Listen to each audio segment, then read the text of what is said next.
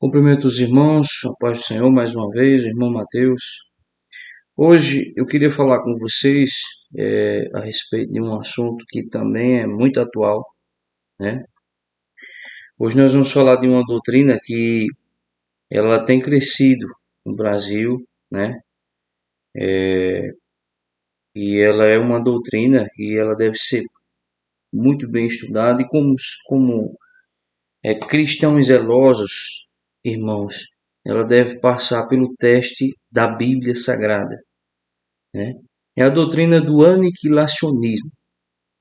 Para quem nunca ouviu falar, a doutrina do aniquilacionismo é a doutrina que acredita que os ímpios condenados por Deus, eles serão condenados, eles receberão punição, mas a punição ela não é eterna. Eles serão destruídos no juízo final, né? É uma doutrina, inclusive, que ela anda junto com a doutrina do sono da alma. E essa doutrina ela surgiu logo no iniciozinho ali da igreja, século I a 3 depois de Cristo, né? Mas esses ensinamentos, né? Ele começou só a ter força no século XIX, com as igrejas do Adventismo, sétimo dia, Testemunhos de Jeová, também de um grupo que surgiu no século XVI chamado Anabatistas. Os anabatistas foram a base praticamente da Igreja Batista que a gente conhece hoje, né? Inclusive eles surgiram combatendo algumas ideias da Igreja Católica. E a ideia é essa, de que os ímpios eles não sofrerão eternamente no inferno, mas no juízo final, na condenação, eles deixarão de existir, eles serão completamente destruídos. E esses segmentos hoje, principalmente o Adventismo e as TJs, né, Testemunhos de Jeová, utilizam de alguns textos para corroborar essa ideia. Nós lemos, por exemplo, no Salmos 37, verso 20, vai falar assim, Salmos 37, 20, mas os ímpios perecerão, e os inimigos do Senhor serão como a gordura dos cordeiros, desaparecerão, perdão, e em fumaça se desfarão. Então veja que é como se você for pegar esse texto realmente de maneira literal, eles vão sumir, né? Só que nós temos que lembrar que os Salmos, ele não é um livro escatológico, ele é um livro poético, assim como Jó, né? Assim como Eclesiastes. E isso não diminui a importância do livro na Bíblia, mas nós temos que entender o contexto. Eu não posso pegar um verso de um livro, de um contexto em que Davi vivia, que era um contexto de guerra, e colocá-lo como uma doutrina para o juízo final. Tem que se haver muito esse cuidado. Outro texto que nós podemos ler é o clássico Mateus 10, 28, onde ele diz assim, não temam ao homem, que só pode matar o corpo e não pode matar a alma, mas temam aquele que pode fazer perecer tanto a alma como o corpo no inferno. A palavra perecer ali, ela do grego, ela é apólime, e ela significa destruir, acabar, ruir, né? E na verdade, a própria tradução dessa palavra, ela não significa reduzir a nada. Ela significa destruição, sim, mas ela significa que essa destruição é uma separação da pessoa com Deus. A alma e o corpo estão perecendo no inferno, eles foram destruídos, foram. Mas isso não quer dizer que a pessoa foi pulverizada, ela desapareceu. Como essa doutrina explica. Ainda no Novo Testamento, lemos Romanos 6, 23. Né? Um texto muito conhecido dos irmãos. Porque o salário do pecado é a morte, mas o dom gratuito de Deus é a vida eterna. A morte ali,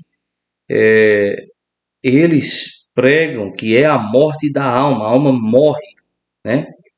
Só que a morte ali traduzida ela significa justamente a separação do homem, entre o homem e Deus. Quando Deus enviou Jesus para morrer por nós, a Bíblia diz a Bíblia nos mostra que ele derruba essa parede de separação e ele nos reconcilia.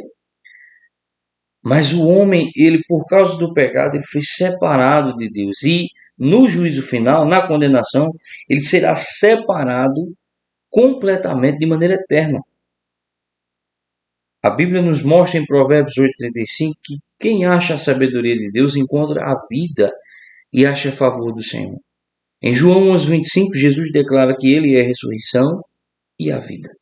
Então, se eu estiver perto de Jesus, eu terei vida.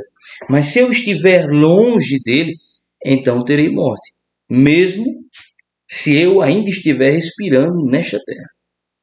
Estarei morto, como Efésios 2:1 fala. Ele vos vivificou, estando vós mortos em vossos delitos e pecados. E se eu morrer no corpo, nesta condição de pecador, e não ter sido regenerado por Deus, então eu receberei a paga do meu pecado. O salário do pecado é a morte, ou seja, estar separado de Deus eternamente. Não significa que a alma vai morrer. E por fim, um texto que eles usam ainda, Apocalipse 20, verso 14. Veja que coisa interessante. Apocalipse 20, verso 14, diz assim: E a morte e o inferno foram lançados no lago de fogo. Esta é a segunda morte. Guardem este versículo porque nós já vamos entrar nele de volta, neste capítulo, para nós explicarmos ele. Mas aí então, alguém pode perguntar e dizer: mas Mateus, você só apresentou até agora textos que favorecem, né, essa doutrina. Mas quais os textos que nos mostram que a condenação ela é eterna? Muito simples. Quando vamos para Daniel, capítulo 12, verso 2, ele vai dizer assim: E muitos dos que dormem no pó, dormir aqui é justamente estar morto da terra, ressuscitarão. Ele está dizendo, quem ressuscita, aliás, não é quem dorme, quem ressuscita é quem está morto. Está morto e ressuscita. Ele está dizendo, muitos dos que estão mortos no pó da terra, eles vão ressuscitar. Agora eu vejo o detalhe. Uns para a vida eterna e outros para a vergonha e desprezo eterno. Então veja que o mesmo contexto de eternidade, ela tanto vai para a vida quanto vai para a morte.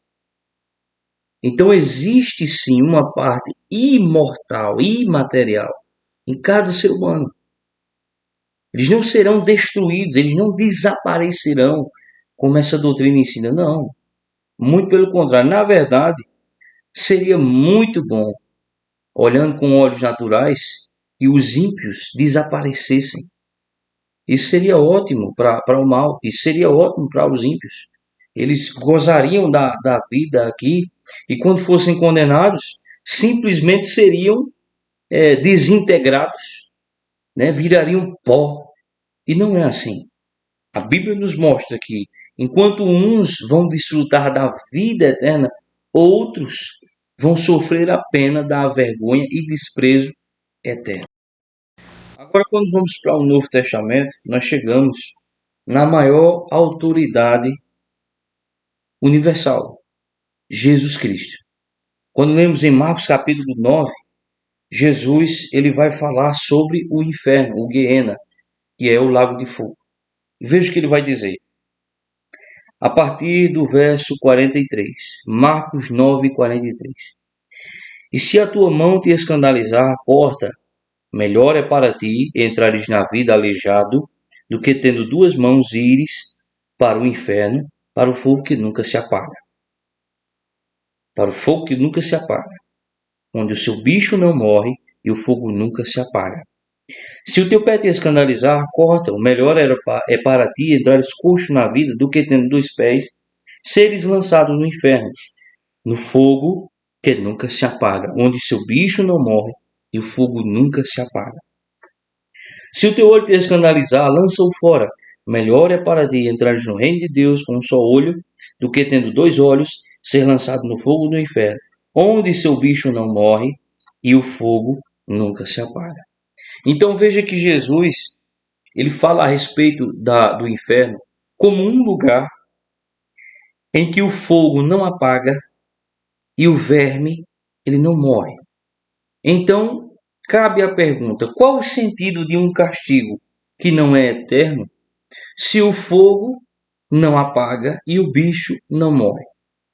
Não há combinação, não há lógica. A única lógica que existe de um lugar em que a punição, em que o castigo ele é eterno, o fogo ele não apaga, o verme não morre, é se a punição ela é eterna. Se a ofensa é a um Deus eterno, então o castigo também é a um Deus eterno. E por fim, para explicarmos aquele texto de Apocalipse 20, vamos para Apocalipse também, capítulo 14, verso 11. Apocalipse, capítulo 14, verso 11. Cadê? Aqui. Veja só. Apocalipse, capítulo 14, verso 11. E a fumaça do seu tormento sobe para todo sempre. Não tem repouso, nem de dia, nem de noite. Os que adoram a besta, a sua imagem, aquele que receber o sinal do seu nome. Então veja que aqui ele está dizendo, olha, aquele lugar, ele é cheio de tormentos. E outra coisa, são tormentos que não têm fim. Não há descanso, como ele falou, nem de dia e nem de noite. Quando vamos agora para o capítulo 20, que é justamente onde lemos aquele texto do verso 14, que se fala que quando se é lançado no lago de fogo, está sendo condenado à segunda morte, e ali pode parecer que a alma vai morrer e os ímpios serão destruídos. A partir do verso 10 diz assim: E o diabo que os enganava foi lançado no lago de fogo e enxofre, onde está a besta e o falso profeta. De dia e de noite serão atormentados para todo sempre. Então ele continua: Vi um grande trono branco, e o que estava sentado sobre ele, de cuja presença fugiu a terra e o céu, e não se achou lugar para eles. Vi os mortos grandes e pequenos que estavam diante do trono, e abriram-se os livros, e abriu-se outro livro, que é o da vida, e os mortos foram julgados pelas coisas que estavam escritas nos livros, segundo suas obras. E deu o mar os mortos que nele havia, e a morte e o inferno deram os mortos que neles havia, e foram julgados cada um segundo as suas obras. E a morte e o inferno foram lançados no lago de fogo. Esta é a segunda morte. E aquele que não foi achado escrito no livro da vida foi lançado no lago de fogo. Mateus, o que está acontecendo aqui? Veja. A Bíblia ela é muito clara em dizer que este lugar, o lago de fogo, ele tem um sofrimento eterno, sem fim. Como ele disse aqui, no verso 10, de dia e de noite serão atormentados para todos sempre, no lago de fogo. Só que alguém pode dizer, mas quem está sofrendo aqui é o diabo, a besta e o falso profeta. Mas a Bíblia, ela não é um versículo só, irmãos. Ela é toda. Quando nós continuamos, nós vemos que as pessoas que não foram encontradas no livro da vida, elas também foram lançadas lá. E elas sofrerão por toda a eternidade. E para encerrarmos isso aqui, João está narrando algo que ainda vai acontecer. Veja, todos os que morrem hoje, antes da volta de Jesus Cristo, eles já seguem para um juízo. Os salvos vão para o seio de Abraão, para serem consolados. Os ímpios, eles vão para o Hades. O Hades é o inferno da alma. O corpo dos dois, tanto do ímpio como do justo, está na sepultura. Mas a alma do justo está no seio de Abraão e a alma do ímpio está no Hades. seguiu-se o juízo, como diz Hebreus 9, 27. Então veja, essas pessoas, tanto ímpios como justos, já estão nos seus lugares de, digamos assim, ajuizados, já foi protocolado o seu juízo, né? Mas eles estão aguardando ainda a volta de Jesus. E é isso que está acontecendo aqui. Jesus, quando chega, a morte e o inferno é o Hades, é o inferno da alma, onde estão somente as almas, eles vão abrir, as portas serão abertas e todos os mortos, tanto salvos como perdidos, vão ressuscitar e vão se apresentar diante do juiz de toda a terra, o próprio Deus. Então o que é que vai acontecer? Os justos, eles receberão corpos glorificados. Isso está em 1 Coríntios capítulo 15. E eles irão para o céu salvos por Deus, com corpos glorificados, semelhantes ao de Cristo, como Paulo ensina. E os ímpios, eles ressuscitarão também, estarão diante de Deus, eles serão julgados, e então eles receberão corpos indestrutíveis e eles serão lançados no lago de fogo. E lá o fogo não se apaga e o verme não morre. Então, irmãos, já encerrando o vídeo, eu quero dizer a vocês o seguinte. É importante nós conhecermos tais doutrinas e tais segmentos, porque, infelizmente, são doutrinas que crescem muito aqui no Brasil.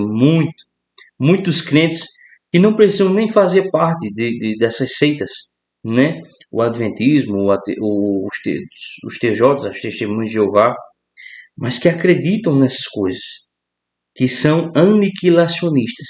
E a Bíblia não ensina isso. A Bíblia ensina, meus irmãos, que da mesma maneira que o céu é eterno, a condenação, infelizmente, ela também é eterna.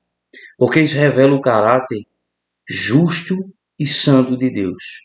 De novo, se a ofensa é a um Deus eterno, o castigo também é igualmente. Que Deus abençoe e que Ele continue iluminando as nossas mentes para aprendermos mais da palavra de Deus.